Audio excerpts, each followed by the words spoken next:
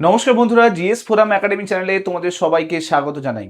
কালকে WBCS prelims 2024-এর যে exam, সেই এক্সাম কিন্তু কমপ্লিট হয়েছে। হোপফুলি সবাই ভালোভাবে এক্সাম দিয়ে এসছো। তারপরে অসংখ্য মেসেজ হোয়াটসঅ্যাপে এসছে যে স্যার ডাব্লিউবিসিএস 2024 প্রিলিমসের কাট অফ একটু আমাদেরকে ক্লিয়ার করে দিন। দেখো, কালকে কোয়েশ্চেন পেপার তোমরা অলরেডি দেখে নিয়েছো কোয়েশ্চেন পেপার কেমন ছিল। আমি তাই কোয়েশ্চেন পেপার অ্যানালাইসিসে যাচ্ছি না, কারণ অসংখ্য ভিডিও ইউটিউবে পড়ে রয়েছে। একটা বিষয় নিয়ে যেটা তোমাদের মধ্যে যথেষ্ট উদ্বেগ তৈরি করেছে, সেটা হচ্ছে কাট অফ কত যেতে পারে। কারণ কোয়েশ্চেন যে স্ট্যান্ডার্ড ছিল সেটা গত 10 বছরের যদি কোয়েশ্চেন স্ট্যান্ডার্ড মেলাই, এরকম কোয়েশ্চেন স্ট্যান্ডার্ড একবার এসছে। 2016 সালে একবার এই ধরনের কোয়েশ্চেন স্ট্যান্ডার্ড দেখতে পাওয়া গেছে, এবং 2023 সাল গতবারেও যে ডাব্লিউবিসিএস প্রিলিমস হয়েছিল, সেই প্রশ্নের লেভেলও কিন্তু এরকমই স্ট্যান্ডার্ড ছিল। হয়তো এই স্ট্যান্ডার্ডটা আরেকটু বেশি স্ট্যান্ডার্ড বলা যেতে পারে। কেন আমি এই কথাটা বলছি? কারণ কোয়েশ্চেন কিন্তু খুব যে একদম টাফ ছিল তা কিন্তু নয়, কিন্তু পরীক্ষার হলে একটা স্টুডেন্ট অনেক বেশি প্রেশারের মধ্যে থাকে। তার মধ্যে একটা টেম্পারমেন্ট কাজ করে, প্রচুর পরিমাণে প্যানিকনেস কাজ করে। আর সেই জায়গায় দাঁড়িয়ে কোয়েশ্চেন পেপার যখন ট্রিকি বানানো হয়, অর্থাৎ অপশানগুলো যখন ট্রিকি বানানো হয়, তো তখন নেগেটিভের চান্সটা কিন্তু অনেকটা বেড়ে যায়। আগের থেকে যে নেগেটিভ হওয়ার চান্স সেটা কিন্তু বেশি হয়ে যায় যখন অপশানগুলো একটু ঘুরিয়ে ফিরিয়ে দেওয়া হয়। এই ক্ষেত্রে যা দেখতে পেয়েছি পুরো কোয়েশ্চেন পেপার অ্যানালাইসিস করে, সেটা হলো কোয়েশ্চেন পেপারের মধ্যে যত অপশান আছে, সেই অপশানগুলোকে যদি স্টাডি করা যায় তাহলে বোঝা যাবে যে প্রত্যেকটা প্রশ্নে নেগেটিভের ফাঁদ তৈরি করে রাখা আছে। অর্থাৎ কেউ যদি বেশি অ্যাটেম্প্ট করে ফেলে তাহলে কিন্তু তার প্রচুর নেগেটিভ হয়ে যাওয়ার চান্স আছে। এই ধরনের প্রশ্নে সব থেকে বেস্ট উপায় হচ্ছে ক্যালকুলেটিভ ওয়েতে এগোনো। আর সেটা যদি করতে পেরেছো তাহলে নেগেটিভটাকে কন্ট্রোল করতে পারবে, আর যদি নেগেটিভ কন্ট্রোল করতে না পেরেছো তাহলে কিন্তু বেশি অ্যাটেম্প্ট হয়ে যাবে আর নেগেটিভ বেড়ে যাবে। তাই জন্য এই ধরনের কোয়েশ্চেন মডারেট টু ইজি হলেও যেটা দেখা যায় যে স্কোর কিন্তু অলওয়েজ কম আসে। 2023 সালেও কিন্তু সেম জিনিস হয়েছিল, কিন্তু সেখানে অনেক বেশি টাফ কোয়েশ্চেন ছিল, স্ট্যান্ডার্ড কোয়েশ্চেন ছিল, কিন্তু অপশানের সঙ্গে প্লে করা হয়নি, যেটা প্রথমবার বলতে পারা যায় যে 10 বছরের বিপিএসসি আবার নতুন করে সেই প্লেটা করলো। এবার কাট অফ ডিপেন্ড করবে যে গত কয়েক বছরে কতজনকে প্রিলিমসে ডেকেছে, তার উপরেই কাট অফ ডিপেন্ড করবে। তোমরা জানো 2 বছর ডাব্লিউবিসিএস প্রিলিমস এক্সাম হয়নি, তো সেই ক্ষেত্রে যেটা এক্সপেক্ট করা হচ্ছে এবার ভ্যাকেন্সি বেশি হতে পারে। তো সেই ক্ষেত্রে গত 2-3 বছরে যা ডাকা হয়েছে সেটা তার থেকে বেশি ডাব্লিউবিসিএস প্রিলিমসে ডাকা হতে পারে। 2023 সালে 5102 জনকে ডাব্লিউবিসিএস প্রিলিমসে রাখা হয়েছিল। 2022 সালে 5496 এবং 2021 সালে 3833। যেটা এক্সপেক্ট করছি যে 5000 প্লাস কিন্তু 2024 সালের প্রিলিমসেও ডাকতে পারে, বা তার বেশি ডাকতে পারে। যদি তার বেশি ডাকে তাহলে কিন্তু পুরো কাট অফ যে প্লে সেটা কিন্তু পুরোটা চেঞ্জ হয়ে যাবে। এক্সপেক্টেড কাট অফ আজকে যেটা আমি বলবো সেটা বদলে যেতে পারে যদি এই ভ্যাকেন্সি বেড়ে যায় এবং তার সঙ্গে সঙ্গে প্রিলিমসে বেশি জনকে যদি পাস করানো হয়। কারণ এই পুরো কাট অফটা দাঁড়িয়ে থাকে এই সমস্ত কিছুর ওপরে। দেখো, এইখানে একটা হিস্ট্রি আমি দিয়েছি যে 2023 থেকে গত 5 বছরে কি ধরনের কাট অফ গেছে। 2023 সালে 101.25, 2022 সালে 130, মোস্ট ইজিয়েস্ট কোয়েশ্চেন পেপার এসেছিল 2022 সালে। 2021 সালে দেখো 121, 2020 সালে 127, 2019 সাল 105-এ, এবং 2018 97 দেখতে পাচ্ছ। এবং এখানে তুমি যদি দেখো 2017 সালে 89 এবং 2016 সালে 84। এটা ভেবো না যে এখানেও কিন্তু সেই বেসিসে তুমি এখানে কত জনকে ডেকেছে সেটাও দেখতে পাবে। 2017 সালে 89 কাট অফ যখন গিয়েছিল তখন 7000 জনকে ডাকা হয়েছিল, আর 2016 সালে কোয়েশ্চেন পেপার এতটাই টাফ ছিল যে 84 কাট অফ গিয়েছিল 6000 জনকে ডেকে। তার মানে এই এক্সপেকটেশন লাগানো যেতে পারে যে এই সেম লেভেলের স্ট্যান্ডার্ড যদি মেনটেন করেছে পিএসসি, লাস্ট আমি বললাম যে কয়েক বছরের ইতিহাসে আমরা দেখতে পাচ্ছি এই সেম স্ট্যান্ডার্ডটাকে নতুন করে নিয়ে আসা হয়েছে, তো তার মানে এই কাট অফটা কিন্তু ঠিক ধারে কাছে, এদের ধারে কাছে কিন্তু যেতে পারে। কিন্তু সেটাও নির্ভর করবে যে কতজনকে পিএসসি ডাকছে, আর প্লাস হচ্ছে কতজন এক্সাম দিচ্ছে এটার উপরেও ডিপেন্ড করবে। আরেকটা কত কম্পিটিশন রয়েছে। এক্সাম আমি যদি দেখি যে প্রায় 1,87,000 জন এক্সাম দিয়েছিল, মানে এক্সামে ফর্ম অ্যাটেন্ড করেছিল, মানে ডব্লিউবিসিএস প্রিলিমসের ফর্মটা ভরেছিল। তার মধ্যে 60% অ্যাটেন্ডই করেনি। মোরলেস প্রত্যেকটা সেন্টারের রিপোর্ট যদি দেখা যায় প্রচুর হচ্ছে অ্যাবসেন্ট ছিল, কারণ অনেকগুলো এক্সাম ছিল। তো সেই বেসিসে 1,00,000 স্টুডেন্ট এক্সাম দিয়েছিল, এটা তুমি এক্সপেক্ট ধরে চলতে পারো যে 1,00,000-এর কাছাকাছি স্টুডেন্ট এক্সাম দিয়েছে। সেই 1,00,000 স্টুডেন্টের মধ্যে ধরে চলো 5,000 জনকে যদি সিলেক্ট করে, তাহলে আমার যেটা প্রেডিকশন বলছে যে কাট অফ এইটা যেতে পারে। এটা আমি UR basis, EWS, OBC, SC, ST এই সমস্ত কিছুর ক্ষেত্রে বলে দিয়েছি। দেখো, এটা আমার অ্যানালাইসিস থেকে আমি বলছি, এটা সম্ভাব্য কাট অফ। ওপিনিয়ন প্রত্যেকের আলাদা আলাদা হতে পারে। আজ পর্যন্ত আমি যতগুলো এক্সামের কাট অফ ডিক্লেয়ার করেছি বা কাট অফ বলেছি, মোরলেস সব এক্সামের কাট অফ কিন্তু মিলেছে।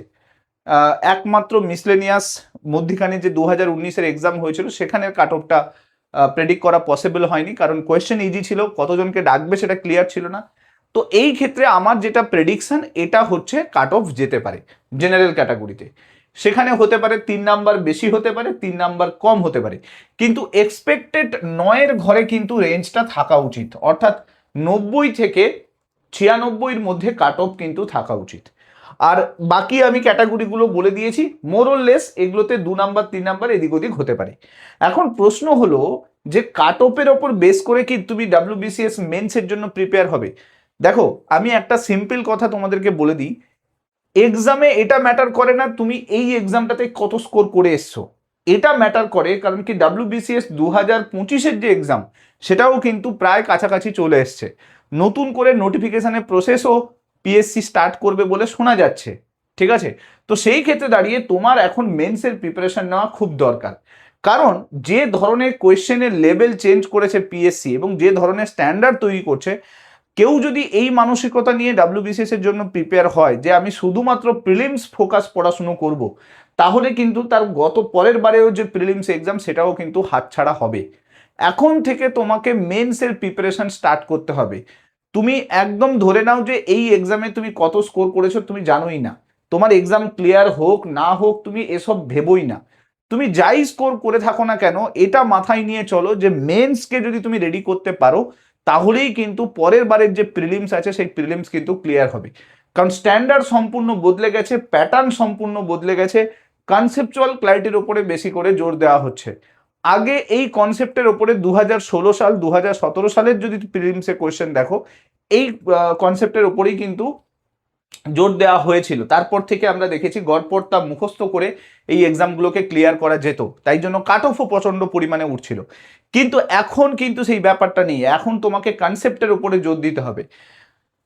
এবার নতুন করে যে মেন্স আসছে সেখানেও তোমরা এই প্যাটার্ন চেঞ্জের একটা প্রতিফলন দেখতে পাবে, কারণ সেখানেও ওই গড়পড়তা প্রচুর পরিমাণে নাম্বার পেয়ে যাওয়া, হিস্ট্রি কোয়েশ্চেন এতটা ইজি, প্রিলিমসের থেকেও ইজি কোয়েশ্চেন হয় মেন্সে, যে লেভেলের কোয়েশ্চেনগুলো হচ্ছিল সেই লেভেলেও চেঞ্জ দেখতে পাবে। তাহলে এখন থেকে তোমাকে পুরো মেন্সের জন্যই রেডি হতে হবে। তাই তোমার স্কোর 80 আসুক, 85 আসুক, 86 আসুক, 90 আসুক, 92 আসুক, যাই আসুক না কেন, নিজেকে সান্ত্বনা দেওয়া বন্ধ করো, পড়াশুনো নতুন করে মেন্সের জন্য শুরু করো। মেন্সের প্রিপারেশন তোমাকে প্রপারলি নিতে হবে। যদি তুমি ঠিক করে ধরতে না পারো, তাহলে জেনে রাখো নেক্সট প্রিলিমসও হাতছাড়া হবে, এবং সঙ্গে সঙ্গে মিসলেনিয়াস এক্সাম যেটা 3 মাস পরে হওয়ার চান্স আছে, ধরে চলো সেপ্টেম্বর বা অক্টোবর নাগাদ মিসলেনিয়াস প্রিলিমস হবে, সেখানেও কিন্তু তোমার হাতছাড়া হয়ে যাবে, কারণ স্ট্যান্ডার্ড বদলে গেছে বলে।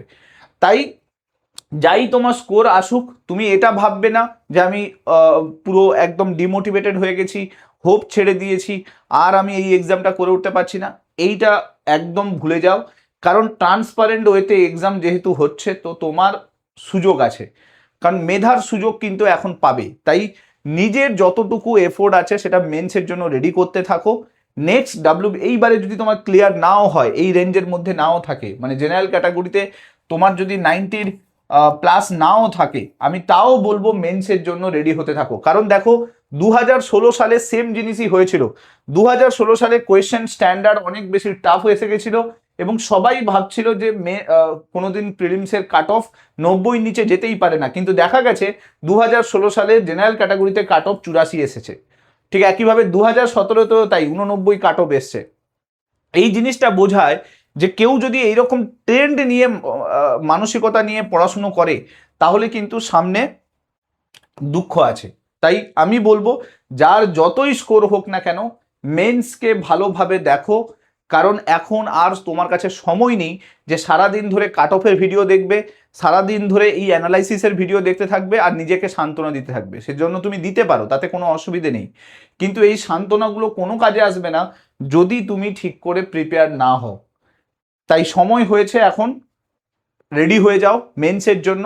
তুমি যদি এখন থেকে মেন্সের জন্য ভালো করে পড়াশুনো করো, সামনে মিসলেনিয়াস প্রিলিমসেও ভালো স্কোর করতে পারবে এবং পরবর্তীকালে WBCS মেন্স যখন হবে, প্রিলিমস যখন হবে তখনও কিন্তু বেটার স্কোর করতে পারবে। আর ইনকেস যদি মেন্সে নাম চলে আসে তাহলে তো আর কোনো থাকলোই না, তোমার প্রিপারেশন ঠিকঠাক জায়গায় থাকবে। শুধু এই এক্সাম থেকে একটা জিনিস বের করে নাও যে কোথায় তোমার উইকনেস আছে, কোন সাবজেক্টগুলোতে তুমি উইক আছো, কোন সাবজেক্টগুলো তোমাকে আরো বেটার ওয়েতে দেখতে হবে, রিভিশন কোথায় ল্যাক হয়ে গেছে, MCQতে কোথায় কোথায় ভুল করেছো, এই জিনিসগুলোকে খুঁজে বের করে নাও। যখন WBPSC থেকে আনসার কি রিলিজ হয়ে যাবে তখন একবার মিলিয়ে দেখে নেবে যে কত স্কোর হয়েছে। এবার আসি WBCS মেন্সের জন্য যদি প্রিপারেশন করতে চাও এবং বা WBPSC যে মিসলেনিয়াস এক্সাম আছে তার জন্য যদি প্রিপেয়ার হতে চাও তাহলে GS ফোরাম অ্যাপ ইনস্টল করে নিও। ডেসক্রিপশন বক্সে অ্যাপের লিঙ্ক দেওয়া আছে এবং হোয়াটসঅ্যাপ গ্রুপ দেওয়া রয়েছে। অলরেডি WBPSC মিসলেনিয়াসের ক্লাস এটা আমি স্টার্ট করে দিয়েছি। 599 কোর্স প্রাইস আছে, অলরেডি 100+ স্টুডেন্ট অলরেডি ক্লাস করছে। এটা ক্লাস অলরেডি স্টার্ট হয়েছে, জয়েন করে নাও। সামনের এক্সামটাতে বেস্ট এফোর্টটুকু দাও। উদ্দেশ্য একটাই, কটা কোয়েশ্চেন কমন এসছে, কটা কোয়েশ্চেন আমার ক্লাস থেকে এসছে, কটা কোয়েশ্চেন এই থেকে এসছে, এগুলো না ভেবে এফোর্ট দেওয়ার উপরে জোর দাও, নিজের বেস্টটুকু দেওয়ার চেষ্টা করো। অটোমেটিক্যালি কোয়েশ্চেন তুমি এমনিতেও কমন পাবে আর অটোমেটিক্যালি তোমার এক্সামটাও ক্লিয়ার হবে। তাই এফোর্ট দেওয়ার উপরে জোর দাও। WBCS মেন্স এই ক্লাস GS ফোরাম অ্যাপে পেয়ে যাবে, মিসলেনিয়াসের ক্লাসও অলরেডি অ্যাভেলেবেল হয়ে গেছে। বাকি কোনো ডাউট থাকলে নিচে হোয়াটসঅ্যাপ নাম্বার দেওয়া রয়েছে, তোমরা চাইলে হোয়াটসঅ্যাপে কন্ট্যাক্ট করতে পারো, মেসেজ করতে পারো। যা কিছু নতুন আপডেট এই এক্সাম রিলেটেড আসবে আমি চেষ্টা করব ভিডিওর মাধ্যমে এই চ্যানেলে দেওয়ার জন্য। ভিডিওগুলো ভালো লাগলে মাস্ট লাইক করে দিও, চ্যানেলটাতে নতুন হয়ে থাকলে সাবস্ক্রাইব করে নিও, আর কোনো মতামত যদি জানানোর থাকে তাহলে কমেন্ট করে জানাতে ভুলবে না। Thank you so much. Next ভিডিওতে তোমার সঙ্গে আবার দেখা হচ্ছে। Till then bye by.